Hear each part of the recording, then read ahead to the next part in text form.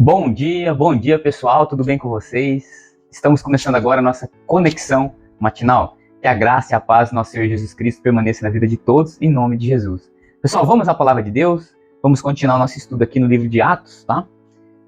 Hoje nós vamos compartilhar um pouco, vamos falar em dois capítulos, seria Atos capítulo 6 e 7. O que acontece? Eu vou dar uma breve introdução aqui. Capítulo 6 e 7. Então aqui vai contar a história de Estevão. Quem foi Estevão? Estevão, ele foi um dos diáconos instituído quando a igreja começou a crescer lá em Jerusalém. Então a igreja começou a tomar forma, várias pessoas foram chegando, como a gente viu ali, tinha mais de 5.000 pessoas que se reuniam para adorar a Deus. Então precisou de ter uma organização no templo para que os apóstolos, se dedicassem à oração e ao ensino da palavra, e a parte administrativa, tanto de divisão de donativos e administração mesmo da igreja ali, deveria. Então precisou instituir os diáconos, que eram aqueles que servam, que eram homens que faziam a parte ali de servir ao povo, de servir aos irmãos. E para que alguém pudesse alcançar este cargo, ele deveria ter algumas características. Eu vou ler essas características aqui e a gente já vai avançando, tá? Está em Atos, capítulo 6, versículo 3. Ó. Irmãos, escolhei dentre vós 7 homens de boa reputação, cheios do Espírito e de sabedoria, os quais encarregaremos deste serviço. Então tinha que ter essas 3 características: boa reputação, sabedoria e cheio do Espírito Santo. E desses 7, houve Estevão que se destacou ali com um ministério evangelístico, onde ele saiu a pregar e foi pregando até ele chegar em Samaria. E ele indo pregando e falando da palavra de Deus, aconteceu algo muito interessante com ele. Ele pregava com muita autoridade, com muita ousadia, e como a gente viu ontem, houve uma perseguição tremenda. Ele que foi preso. Na verdade, Estevão foi o primeiro mártir, tá? Após a morte e a ressurreição de Cristo, o primeiro mártir cristão foi de Estevão. Ele estava ali pregando a palavra com ousadia e autoridade, ele foi preso. E aonde eu quero me atentar com vocês aqui hoje é no discurso dele. Então eu vou ler o discurso dele aqui, algumas partes, e aquilo que mais me chamou a atenção vou estar compartilhando com vocês, tá bem? Vamos lá. Capítulo 7 agora. Então no capítulo 6 ele conta um pouquinho ali de quem era Estevão e de sua prisão. No 7 ele já está preso, e aí ele faz um discurso ali para todas aquelas pessoas. Estevão respondeu: irmãos e pais, ouve, o Deus da glória. Então aqui, esse texto aqui eu acho muito interessante, até eu peço que vocês leiam em casa ele, com muita tranquilidade, porque ele faz um relato cronológico desde Abraão. Então ele vai contar assim, desde Abraão, que é o nosso pai da fé, desde Abraão até chegar em Jesus Cristo. Então eu vou estar lendo com vocês aqui esse discurso de Estevão, que é poderosíssimo, e que você possa ler para casa também ele.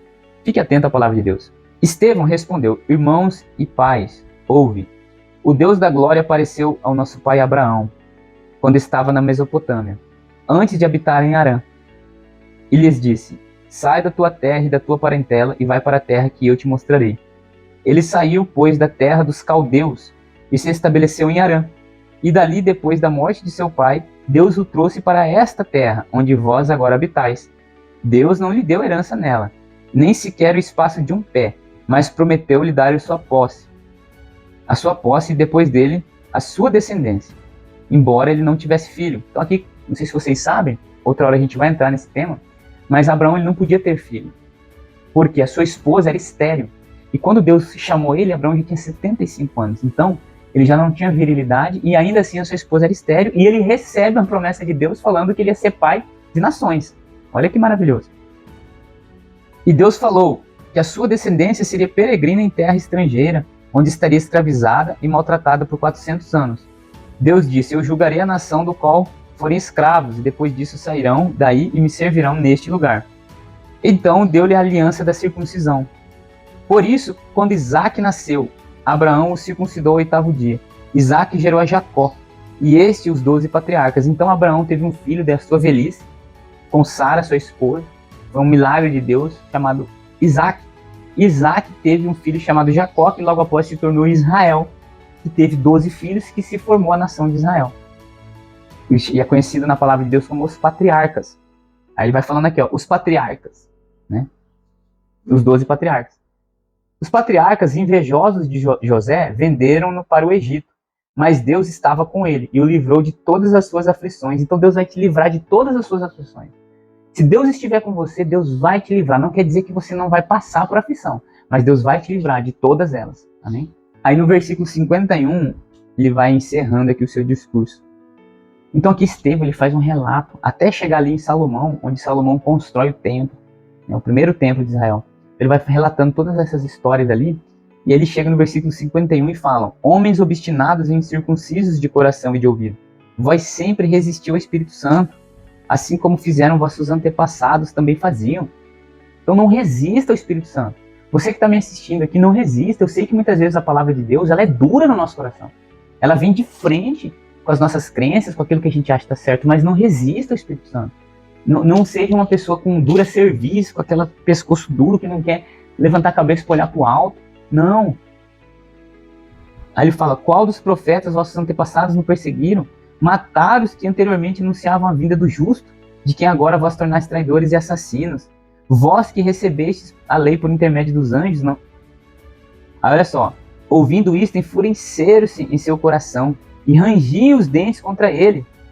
Mas Estevão, cheio do Espírito Santo, levantou os olhos para o céu e viu a glória de Deus, e Jesus de pé à direita de Deus, e disse: eis que vejo os céus abertos e o Filho do Homem em pé à direita de Deus. Eles, porém, taparam os ouvidos e gritaram em voz alta, e lançaram-se todos juntos contra ele, e arrastando-os para fora da cidade, apedrejaram.